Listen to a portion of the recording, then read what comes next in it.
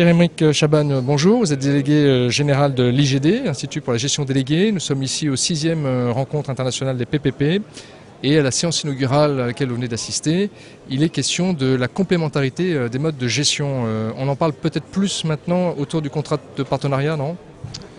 En fait, bonjour d'abord. Je suis très heureux d'avoir participé à cette séance inaugurale qui a en plus la particularité de marquer une évolution dans le spectre des séances, puisque maintenant nous allons élargir le propos non pas seulement au contrat de partenariat, mais à l'ensemble de la gestion déléguée.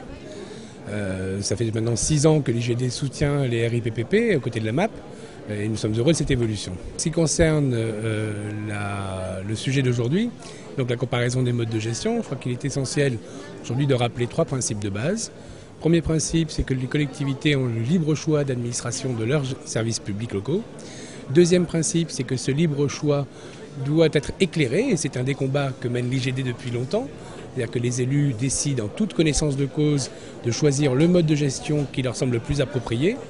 Troisième principe de base, c'est que contrairement à ce qui peut être dit à droite et à gauche, le choix aujourd'hui est fait de manière pragmatique. Il n'y a pas de collectivité qui soit tout DSP ou de collectivité qui soit tout régie.